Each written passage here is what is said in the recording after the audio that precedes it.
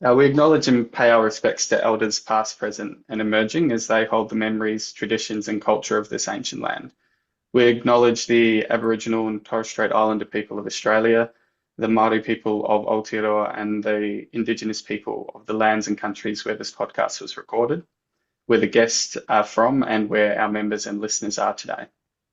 Welcome to Talking Research, proudly presented by the Australasian College of Paramedicine. Come along as we explore the captivating realm of paramedicine research alongside esteemed guests hailing from Australasia and beyond. Each episode offers a deep dive into diverse research topics, offering insights into the evolving landscape of paramedic practice. We invite you to sit back, relax, and enjoy this episode as we uncover the vital role of research in shaping the future of our profession. Okay, so to get us started for today, Lisa, why don't you introduce yourself and tell us a little bit of information about yourself and your background? Hi, my name's Lisa Hobbs. I'm a paramedic. That's how we start things, isn't it? And academic and researcher. So I started in paramedicine in 2000. So we're almost at a quarter of a century for me. That suddenly I feel really old. I've worked in a jurisdictional ambulance service and progressed from there into academia. So I'm now a senior lecturer at the Australian Catholic University Brisbane campus, and long-suffering PhD student, we'll put it that way for now, and researcher and advocate for as many things paramedicine as I can be. Could you tell us a little bit about your area of research and particularly what you're currently working on? Yeah.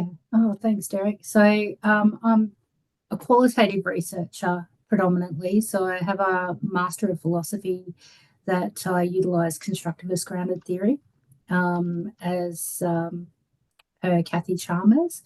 And I'm now in my PhD, I'm utilising creative arts-based research. So I really like creative arts-based research because it's really an innovative way that integrates artistic processes with scholarly research, and it sort of blurs the boundaries, I guess, between academia and art. So also in my spare time, I am an artist. I like mixed media and sculpture, and I think that probably started from drawing little diagrams on ambulance report forms with arrows to the fractured thing. So the evolution from stick people to sculpture is kind of fun to do. So I really like creative arts-based research because it's a methodology that involves those artistic practices to explore sort of research questions or research topics. And it can be used in qualitative and quantitative or even mixed method designs. It's utilised a lot in STEM, but nobody has really done it in paramedicine, utilising paramedics as the research participants, which is interesting. So that's what I'm doing at the moment, and that enables the researcher or me to sort of delve into these really complex issues in a creative and expressive way that sort of helps the participants to show the insights that you get from them or their perspectives that you might not be able to capture as easily utilizing a traditional research method. Not to say anything against any other research method. They all have their merit in their own space, and in alignment with their own research topic and question. So I really like that. My current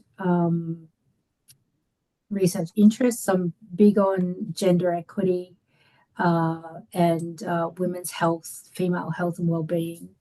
Paramedic resilience really interests me, and paramedic mental health and well-being as well.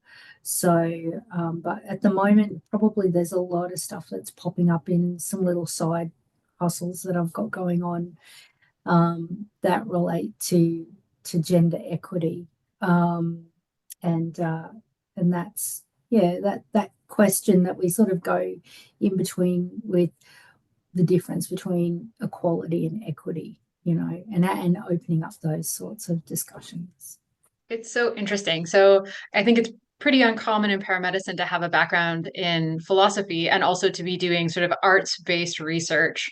And so what are some of the sort of resources or opportunities or collaborations that have been essential for sort of your research journey and your work right now? So I think probably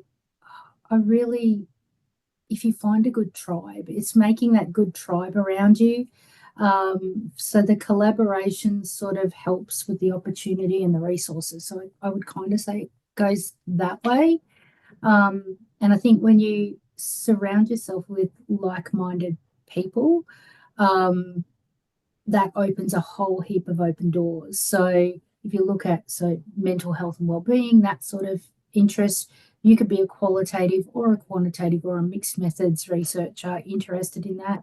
You could be a paramedic in any state or territory or country between the two of us. And you could make those networks and those collaborations, which is why things like ACPIC is a great way to bring us together, and the college brings us all together.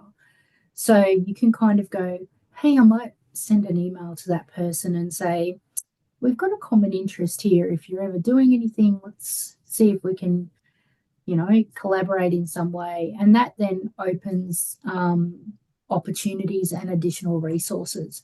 So by building my little tribe of people, now it's a case of like, we'll send each other emails and go, have you seen this resource? Have you seen this grant opportunity? Have you seen this? Oh, there's an opportunity to do this. Are you interested? Would you like to co-author that with me? And so I think it's by building that good team of collaborators that you can get those other things sort of and build on them. Probably, I think the hardest thing that I've found to do is to rein that all back in when you're so excited to like, someone else loves this and it's awesome. And then it's like, I'll run over there and do that. And I'll run over there. You're like got those spinning plates going and you're running backwards and forwards up and down the line going, eventually one of these is going to drop. So I think also maybe choose your alignments and your opportunities. They're all great and there's going to be so many exciting ones out there. But you also sort of have to prioritize and focus on what is the most important one now for me to actually do that is, and complete well, that will do justice to the project and the rest of the team. I think that's probably, and I can't say that I know the answer to that completely because it's still a learning curve for me where I do have people in my tribe that'll go, oi, just stop. Focus, stop chasing the shiny things and do this one. I think, yeah. One of the challenges of doing research that's so interdisciplinary is that art people probably have very different priorities than paramedic people, and balancing all of that was probably quite challenging. Yeah, but I wasn't really an art person until I was a paramedic first. So I got stationed in a rural station, single officer station. And basically sort of had the knock on the door with, okay, if you're part of the community, you need to be part of the community. So I ended up, on the hall committee and a CWA lady.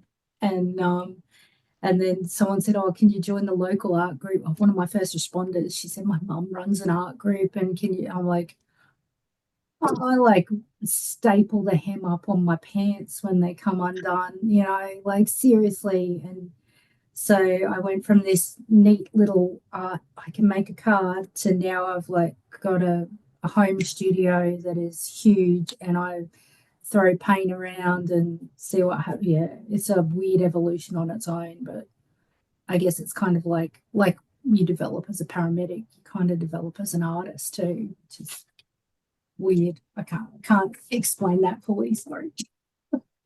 I am always jealous of anyone who has just any sort of talent. I feel like I've got talents, but none of them are quite artistic. Something I also really like about paramedicine academia is, like I say, I find everyone's very friendly and supportive, and it can be quite a bit different, can't it, to other sort of areas of academia that perhaps are a little bit more less supportive. with that, have you found throughout your research and your journey sort of any unexpected findings or challenges along the way?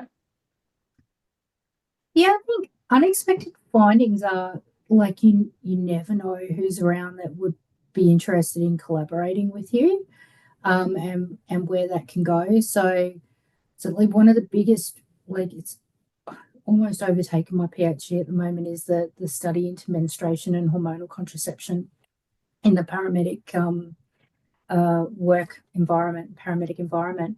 And that came out of a lunchtime conversation with a doctor from sports exercise who did a lot of work in that space. And we went, oh, we should collaborate. And why hasn't anyone looked at this in paramedicine?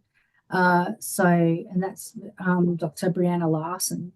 And that's become, she's one of my best collaborators. Like we run so much stuff past each other as well. And it's become more of almost like a co-mentory relationship where we're both equal level at the universities. We're at different universities now. But we sort of have these regular teams check-ins where we'll like have a virtual coffee with each other and go, how are you going with this part and what are you doing there? So we will talk research, and we do research and that, but she's given me great feedback on academic writing for specific journals and stuff like that, which has been really useful, based on her own things where things haven't gone entirely to plan. I think challenges, probably lots of, we all are time poor, really. So it's hard sometimes to maintain momentum with a team when everyone's super excited, and it's like, that lovely quiet period of time just after Christmas and just before, where everyone's bored and sits around and has a coffee and says, yeah, we should do this and we should do this and we should do that. And then the semester starts for academics, and suddenly you're getting extra and workload here and there. And so I think probably setting clear expectations has been one of my learning things with teams, is going, and I probably learned that from Louise Reynolds more than anything, is if you have a meeting with her, she's like, okay, what are we going to do on this day, let's set calendar schedules and stick to that. And I think that's brilliant, because prior to that, my sort of thing was, I'll get it done, and then I'll realize the day before something's due that somebody else hasn't done something. And I probably could have reached out to them 2 weeks ago and said, do you need a hand? Do you need a reminder? And maybe we wouldn't be having this last minute sort of go, are we going to put this ethics in or not? So I think that's, yeah, probably the biggest challenge, and it's probably more on me. I think it's My, always a big learning curve, isn't it? Like I remember someone very early on told me, Derek, there's only so many shiny balls you can hold. You got to make sure that you've worked out how many you can hold, and that's it. And every time you pick up a new one, you've got to put down an old one. And yeah, how do I'm you still pick which learning. ones? How do you I pick know. which? Yeah, I They're just want a all big your basket. babies. 100%. All right. So obviously, sort of more arts-based research, I think maybe people aren't able to immediately see sort of how it impacts actual sort of frontline paramedic work today. So what do you think sort of the impact of your research is on working paramedics right now? Uh, well, I love with the arts-based research that, I mean, let's be a little bit honest with, not everybody reads paramedic journals. Um, so when you talk about things that are important to us as paramedics and in paramedic research, how do you get to that bigger, broader audience? And there's things we can do, like write for the conversation just before you've got an article about to drop or something like that. But the beauty of that I'm finding with creative arts-based research is that I can, so throughout my PhD journey, at the end of this, I will submit a thesis, and I will also have an art exhibition. My research participants were creating or doing something creative while we were having a face-to-face interview. And I'm also creating pieces along the way that have come from my literature review, my reflexivity, my online survey. So there's lots of things along the way. Some of the pieces that I've already created have been in exhibitions to the public. So they've been seen by paramedic and just people down the road. And so that has then actually enacted a broader audience being able to access that, and in doing that they can actually think about paramedic issues that they never really thought about before, and that's something I'm still learning how to navigate. I think I'm probably about to change my ethics or put in an amendment for my ethics and try and collect some feedback back from people, because I've got a piece called Survey Says, which has it's a female form on a 90 centimeter piece of canvas, and that it's 3D, it pops out of the canvas. And on that, I've actually put the exact words that some of my research participants in the online survey gave. So they're exact words, but on the body parts of the female form that were relevant. And that was exhibited in a exhibition last year or the year before. And the curator of that, when I went to pick it up, she actually said to me that she'd witnessed people stand there, read all of the words on the form, and then literally go and get other people and bring them over and stand there and then have conversations about it. And there are some confronting words and statements on that piece of artwork. There's some nice ones too, but there are also some really confronting things on there. So I think being able to open that dialogue with the general public who go, oh, I didn't know paramedics actually are real people under that uniform. And, they're so used to us coming in and we'll just come in and save the day. And that's what we do because we're great at that. And we think clinically and we can't compartmentalize. But we're also underneath that uniform human beings who have emotions, have our own stuff going on. So to have that conversation with the wider public isn't a bad thing. Does that answer? Yeah, I think that's just really impactful. I think just like you say, conversations. We talk a lot in research, don't we, about how we're translating, how we're communicating, and I think often it still comes from a very similar sort of academic approach. And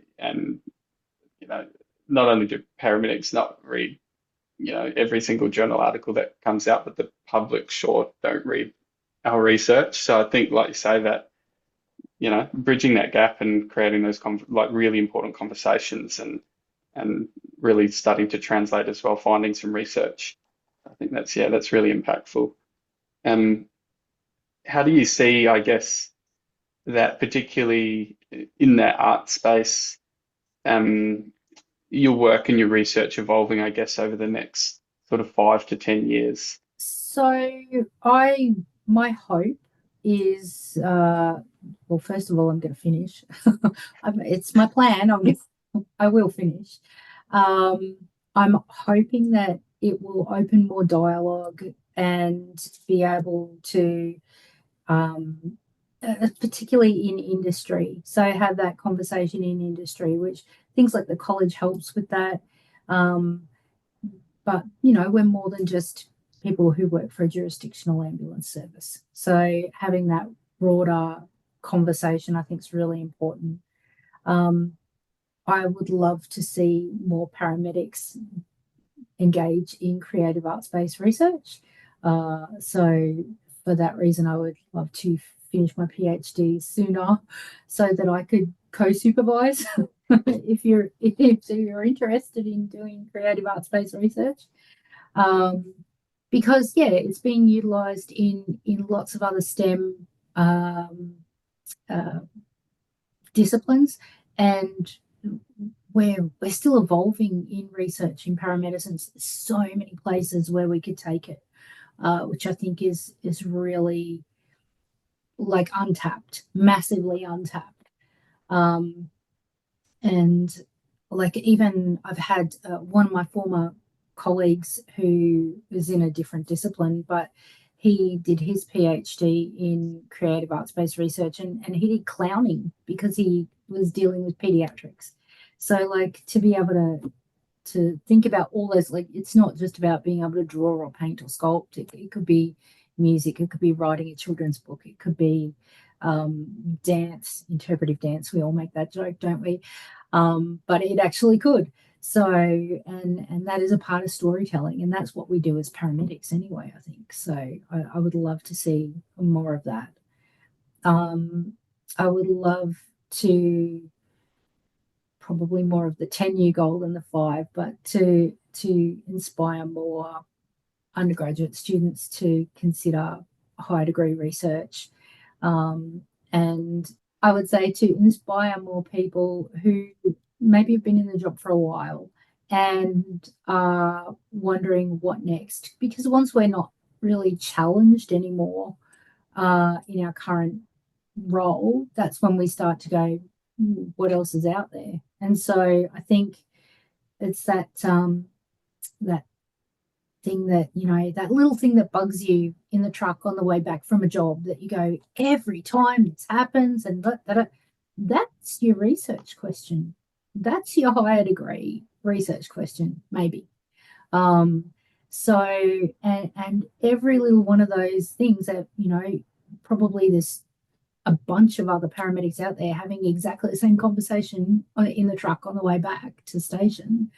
And so they're actually going to appreciate your research, or they may collaborate with you in research and do a side project, you know. So I would love to see more of that, because, you know, that's what our discipline needs. We're still, in academic perspectives, fledglings, and we need more champions.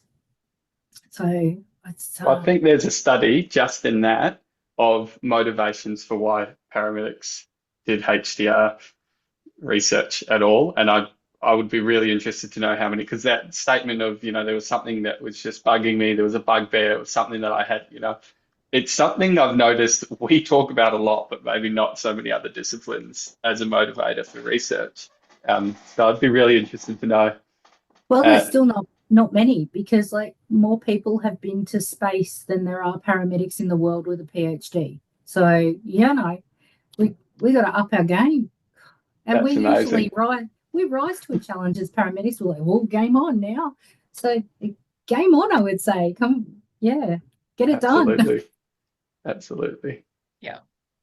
Yeah, I think it's so cool. I think a lot of paramedics don't realize what research can look like, and that doing paramedic research isn't just big clinical trials. It's not just cardiac outcomes. It's the population, it's the process, it's the system. All of this encompasses paramedic research. And in some ways, there's almost some opportunity in paramedicine, or lots of opportunity in paramedicine, because there are so few of us. And it's become increasingly aware that we need this research. Yeah, get in now. There's so much blank space out there that you can fill. Absolutely. So, I think it's really important as well to see the diversity of methodologies as well, like you say, because often people think about research and all we think about is, yeah, really no no shade to our quantitative friends. I'm a mixed methods researcher, so you know, like we think like really quantitatively heavy type research and surveys and clinical research and things like that. And a lot of people often kind of forget about the qualitative approaches. And yeah, it wasn't until I met you that I'd even knew anything about arts-based research or at all as a methodology. So there's such a diverse range out there. You can kind of do anything, and you know, there's a lot of options rather than just lots of numbers. nothing wrong with numbers, though. Let's say, yeah. They just scare me. Yeah. So yeah, I mean, but we're also good at those, right? We do lots of drug calcs, so we should be good at those. But yeah, I think the freedom to immerse yourself in the data in qual is that appeals to me. And it's great that we're all different and we all have different strengths, because there are some fab quantitative researchers in paramedicine as well, and the stuff they do, it's like, I don't know, they must see the matrix. Just it's I'm in awe of that, being able to do that. That's great. That's a collab we need to do for a mixed methods thing down the track when I'm free. Yeah. As somebody who's exclusively and always quantitative, I definitely always look at qualitative and I'm like, there's so much description. It's so rich with other things. But I do love my p-values, so it's going to take a while for me to be dragged away from those. I often joke that I just sit in the middle because I can't pick either camp anyway, so I sit on the fence. To me, that's the worst case scenario. Then you have to be good at stats and you have to be incredibly philosophically aware. I'm just not great at either, really. I'm just kind of average at both, unfortunately. Yeah, yeah. Because I think you're right. It is a hard bit thing. Trying to be good at two things. Yeah. Yeah, it's like the cross training of research. So on that note, do you have any advice for researchers or paramedics who are interested in research, sort of how to get started, how to learn more, how to get their foot in the door, how to see what's out there? Oh, yeah. So I'm sort of still learning myself, but I would say probably my top tips are identify a practical research question. So figure out what you want to focus on. If it's pre-hospital care specific, if it's emergency medicine, if it's about the patient experience, if it's about the paramedic experience. But think macro as well as micro. And like I said, that advice I got before from Robbie King was, it's that thing that bugs you on the drive back that could be your actual research question. I think it's really important to find your niche, develop your brand. And I got that advice from Scott Devonish, who was sort of like, you need to be the go-to person in this space. So I'm hoping that I'm going to become the creative arts space person. I'm the female advocate person and equity person. I'm not the only female advocate. Louise Reynolds also massively, a bunch of other women, in paramedicine, including a college committee. So it's developing that brand of what you're known for, though, I think is important. Be hungry to learn. So research can be really scary, right? It's hard. It's not easy, but then neither is being a paramedic. We're used to being hardworking people when we need to be. So enroll in a course, do a higher degree by research. If PhD is way too scary right now, dip your toe, do an honours project or masters, work your way up, and gain the skills that you need.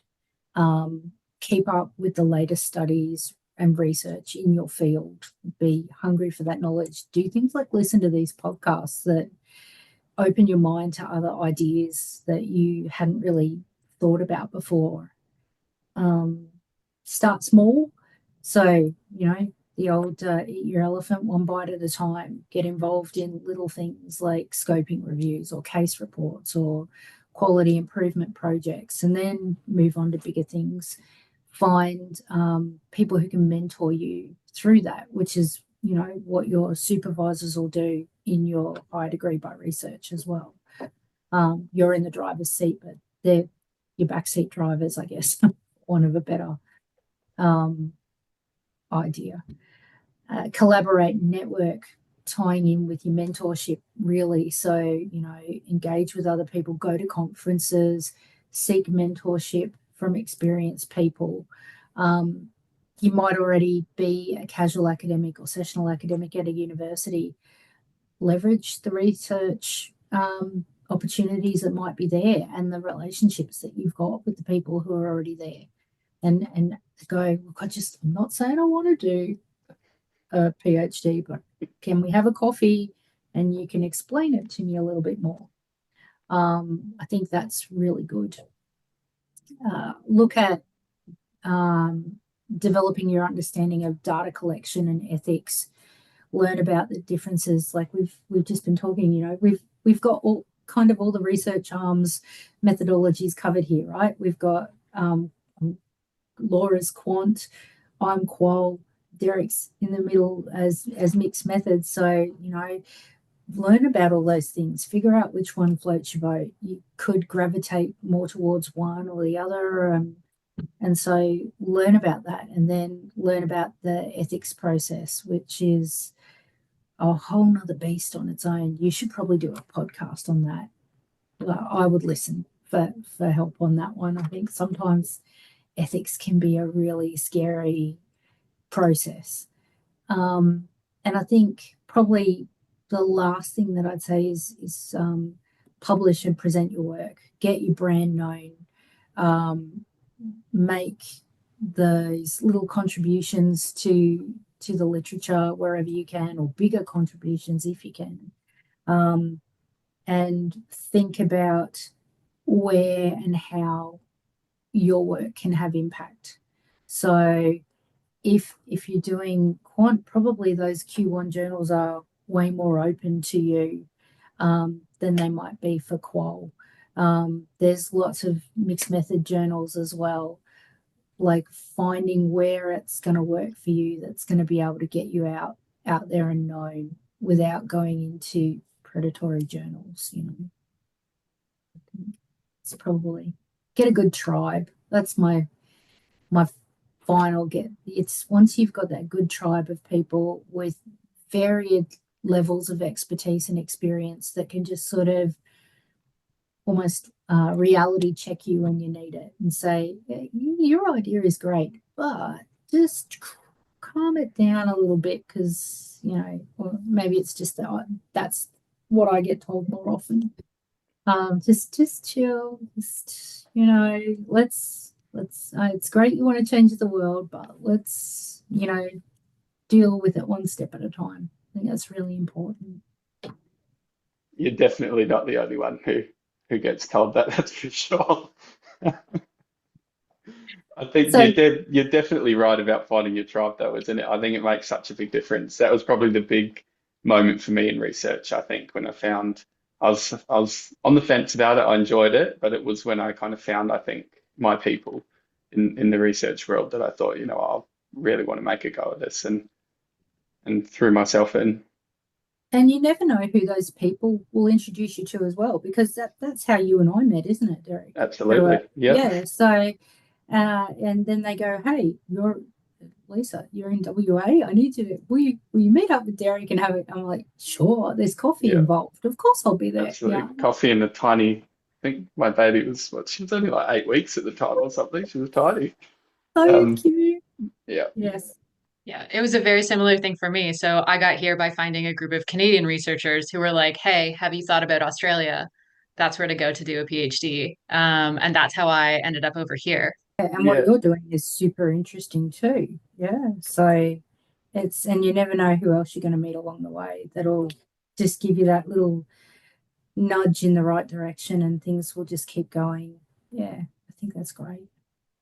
And I think like you already pointed to, it's such a small community. Everyone kind of knows everyone, and everyone's really approachable. You know, like the real big names, the big heavyweights in paramedicine research will just have a chat with you, like, you know, like they're a friend you've known forever, and I still find that a little bit intimidating sometimes, but even though they're all super lovely and really friendly, and I'm just like, oh. I know. Um, but it's great though, isn't it? Like, yeah, I think you just have to be brave enough to do it, because I know it was a couple of years ago at a ACP conference that I actually went up to Louise Reynolds and went, I'm sorry, I was just 5 minutes ago maybe a little bit dismissive to you, and I didn't mean to be, but I'm such a fangirl that I'm super intimidated by you, and that's why I just, like, you know, went bleh. And she was like, horrified to think that I would be intimidated by her. She's like, well, let's go have a coffee and we're going to have a chat now. And, so it's, and now I would count her as like a very good friend. So I think that's awesome to be able to do that. So yeah, people aren't that scary and I mean, we're paramedics. We're not normally that scary anyway, are we? So, but being brave enough to walk up to someone, I think, is sometimes scary. Absolutely. But I think, like you say, people in the community are just really happy and friendly. And if you're ever in doubt, the trick is just ask them something about their research. Researchers always want to talk about their research. So you ask a kind of little question about that, and you'll have the opposite problem. You won't be able to get them to stop talking about it. So Derek, do you also have somebody who you approached at a conference or something like that, who you were like a fanboy of, and were then sort of had to like try and play it cool? it was also Louise. Yep. But fortunately, in the original days of Twitter, when there was quite a lot of researchers all there, I'm a bit further away over in Western Australia, so I had kind of tweeted a few, around a few things and had a few conversations online. And then, yeah, at a research conference, I saw Louise and had to like shyly go over and be like, "Oh my goodness, you're the Louise Reynolds. Hi, how are we?" Yeah, you're the first paramedic in I Australia to know. get a PhD. Oh my gosh. Yeah, Yep. it's massive.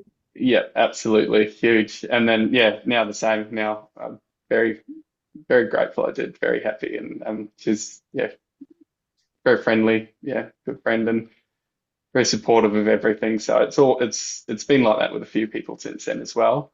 Well, mine was Bill Lord, and I said I think 2 sentences to him, and I'm sure he doesn't remember, but it was a great interaction.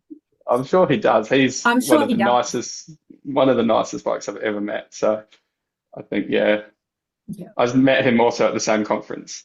And it was exactly the same interaction. Yeah. All right, I guess that brings us to our last sort of question.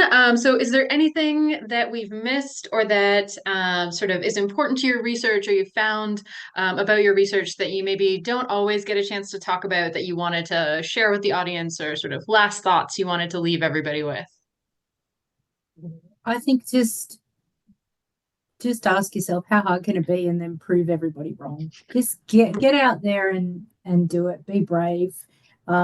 There's always going to be somebody that'll tell you, "Oh, I wouldn't have done that or that," but we're used to that in the write-up room, right? There's always someone eavesdropping over the case that you just went that'll tell you they would have done it different. Well, they weren't on that job. Appreciate your insight, and maybe there's something in there that you can take on board, but you're in the driver's seat of your journey.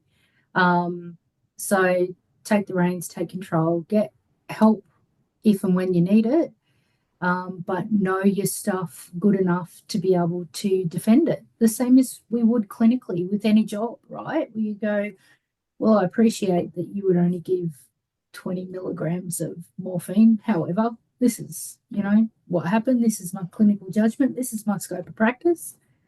And this is the outcome. So I think, yeah, back yourself. Yeah, wrangle those paramedic skills for good and use them for research and to drive this forward rather than just sort of specific clinical instances. Absolutely. And that's how we affect change within the industry, and that is the ability to potentially, with your quant stuff, that can change patient experience of a medical condition or conveyancing or whatever in a massive way. In qual, it could change their experience on an emotional mental health well-being. We can change paramedicine HR practices and policies and procedures. We can affect so much change if we stay strong, back ourselves, but know your stuff. Don't bluff it. Actually know your stuff. All right. Well, we'd like to thank everyone for tuning in. We hope you enjoyed this episode and gained some valuable insight into paramedicine research. If you have any questions, concerns, or inquiries, please contact the Australasian College of Paramedicine by emailing research.committee@paramedics.org.